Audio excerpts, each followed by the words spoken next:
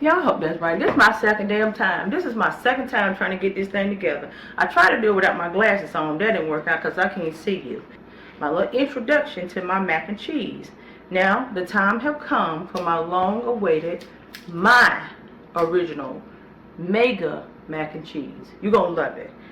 But you know that saying, good things come to those who wait. So this is going to be well worth the wait. Now, the cost for this mac and cheese is not cheap. It ain't cheap. I'm telling you now. You're going to spend a little bit over $20. And the size in which I'm going to show you how to make is more so for a family. Put the glasses on. Damn, got a speck on. But the size that I'm going to show you how to make is more so for a family. Now, you know, back in the day, I was doing this thing called Meal for Two. I'm going to come back at a later time and show you how to make it if you have a smaller family, or if there's only two people in your household and you want to know how to make this recipe. Because I get it. A lot of times you're looking on YouTube and you see all these great recipes, but it doesn't cater to people who don't have a family, or at least have a smaller size family. But in my case, hell, I got a family so large, it's like a supersize every time I cook, okay? And then when I do the supersize, it still ain't enough because they still find no food. Like we ain't got no food. So that's what's going on over here. Got people in the backdrop standing with their mouth open waiting for this recipe to be cooked as well. So I'm going to go ahead and hurry up.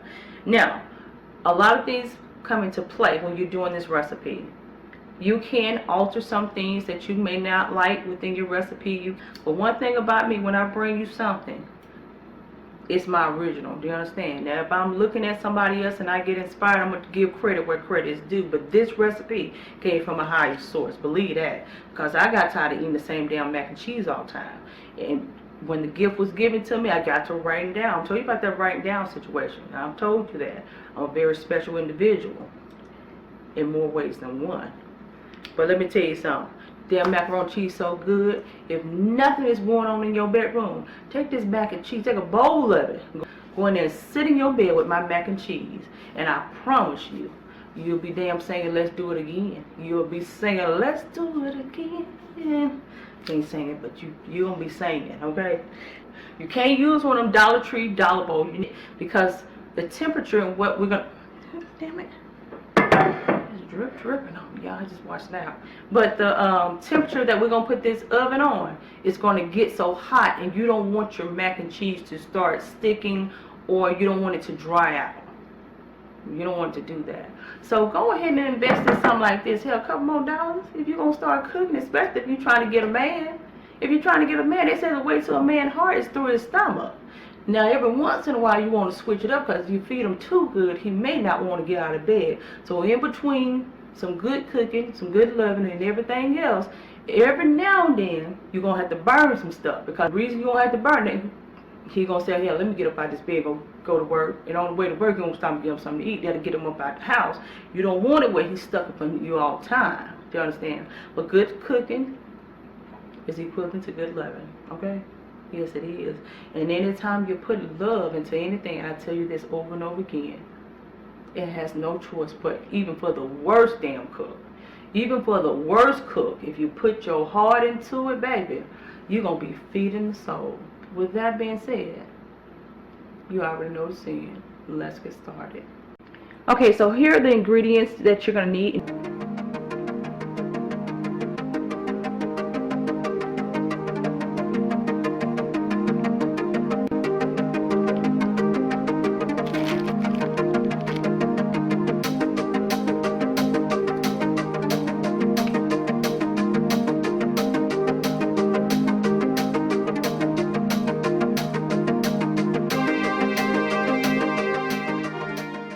The first thing you want to do is to make sure that you have a large pot to accommodate your noodles. You want to turn your stove out to the highest setting. We're going to pour in here 12 cups of water. And this container that I'm using, I purchased from my local DollarTree. And over here on the side, it has the measurements. And we're going to take our salt.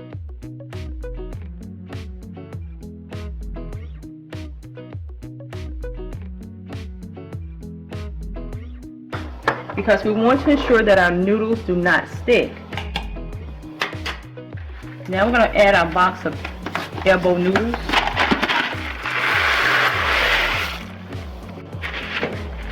Okay, this is our second box, but we're only going to pour half of this box in there. Half the box is all we need. As you can see, that's about half. So the next thing you want to do is time it. You don't want to cook your noodles no longer than 10 minutes. You cannot overcook it. If you overcook it, you can forget it. You're going to have to start all over again. We're going to do this first, and then we'll move to these other steps. But the first thing you want to do is your noodles. Keep an eye on your noodles.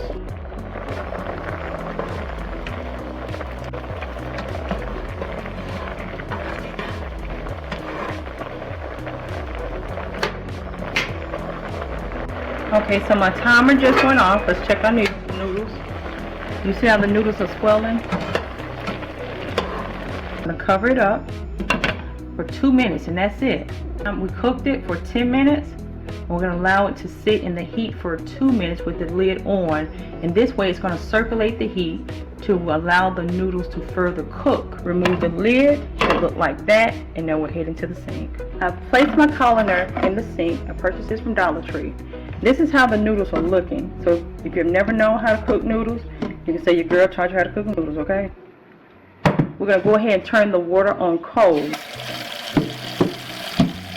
As the water's running, you're going to pour your noodles off into it.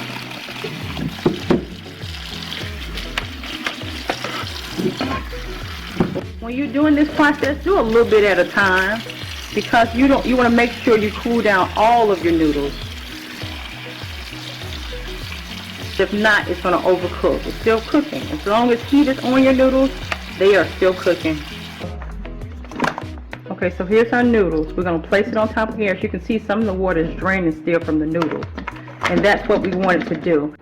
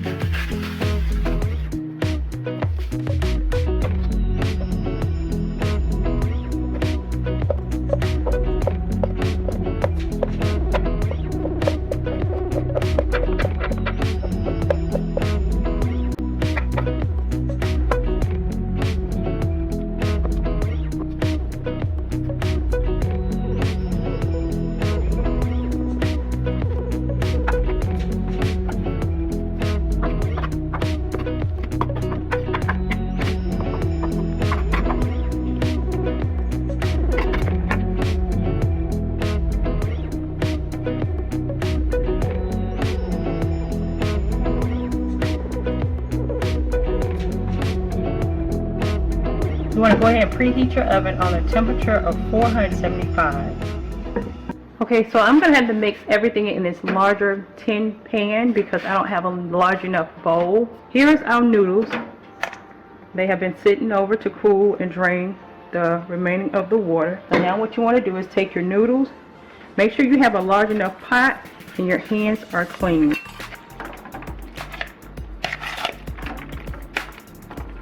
That's a lot. See, it's like for a party. I'm so used to cooking for a lot of people.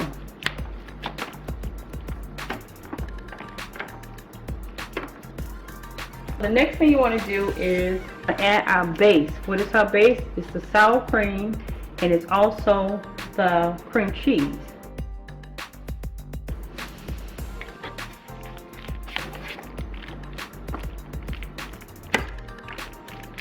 You want to make sure all of your noodles are coated. Don't take any shortcuts.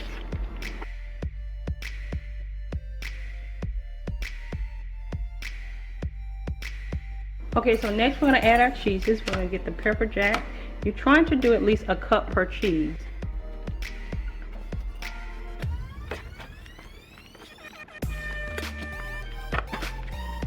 Don't have to put it in any kind of order.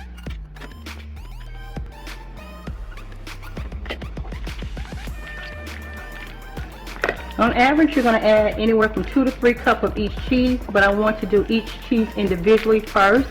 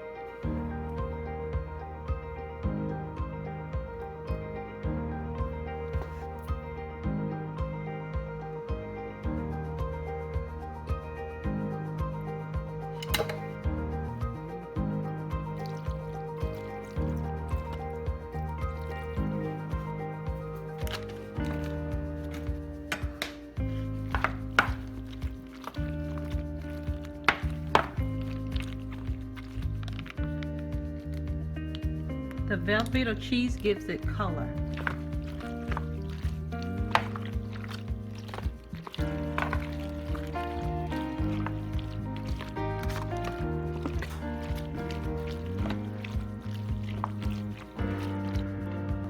But this will be our second cup of all cheeses.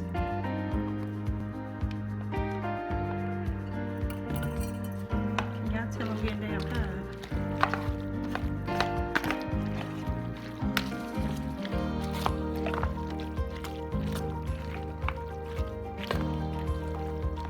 So your mac and cheese should look just like this. I want you to allow it to sit for about 5 minutes before you place it in the oven, so everything can marinate very well.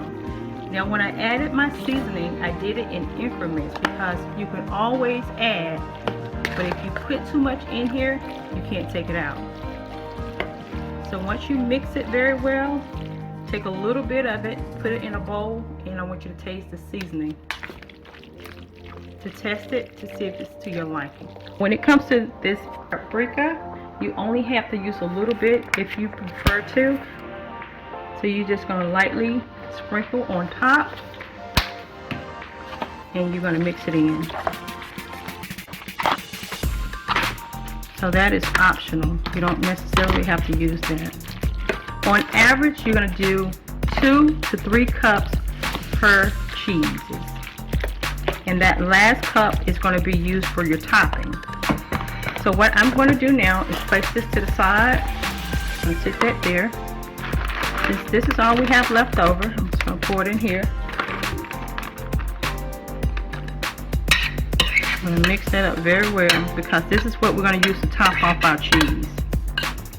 I would prefer you not use this because it's so thin. And when you place it in the oven on that high temperature, it tends to dry the mac and cheese out and burn it on the bottom. The reason I'm going to use this because it's a little bit larger than the ceramic pan. Although it's a non-stick pan, I'm going to take just a little bit of this Pam and coat it very well.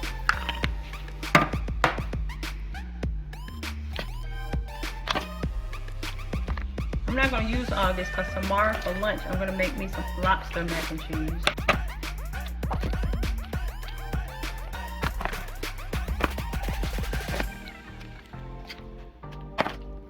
You don't want to overfill it because the cheese will overfill the pan.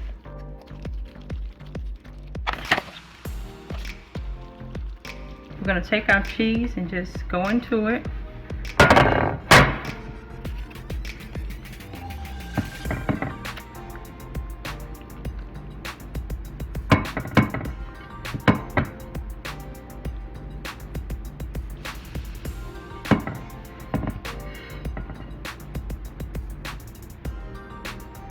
That's about all I'm going to put on here because I got to save some cheese for tomorrow.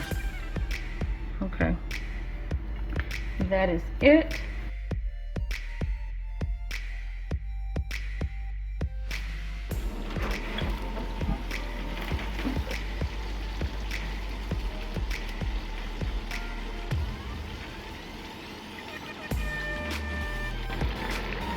Okay, it looks very cheesy, doesn't it? Now once you bring it out of the oven, allow it to sit for 15 minutes to cool down some. It's going to absorb that and your mac and cheese is not going to be dry. So we're going to go ahead and take this out of the oven. It's been in here for 25 to 30 minutes. Okay, so y'all thought I forgot about you. I didn't forget about you. I got to go clean this mess up. But before I go, look here, look here. Anywhere I pull, look. Anywhere I pull, get into it. Get into it. You see it? Get into it. Look at that. The scratch is real. That's real. Can't make that up. Anywhere I pull it from, look. Why are you looking like that with your mouth open, Deja? Look at that. That's real, baby. That's what you call some moisturized mac and cheese. So everybody can get some? Take it in the bedroom. Get your plate like this. Get on in the bed. Go on, Deja. Wait, chill out. Look at that pool. Stop. You got, wait a minute, you got the big piece of cheese on top. No, Deja. Okay, you got me too much. Look, see. She ain't gonna do right. She ain't gonna do right. Stop, Deja. Look at that fool. Get it to you. Just let me have it. No, Deja, go get your own. This is mine. Get your own. Plate already. You told us get this. She said get some, y'all. I can be more careful. Stop!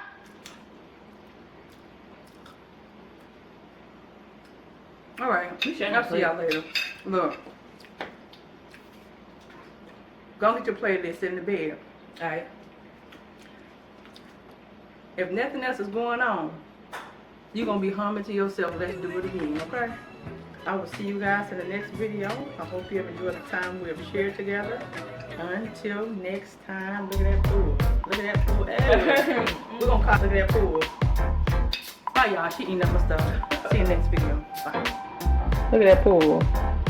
Look at that pool. Look at that pool. Hey, show up, Sonya. Show out.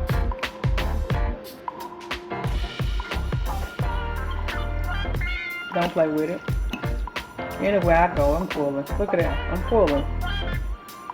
Get your life and you pull. Get your life. Get your life. You better pull it. You better pull it because that's some mac and cheese for you right there. Look at that.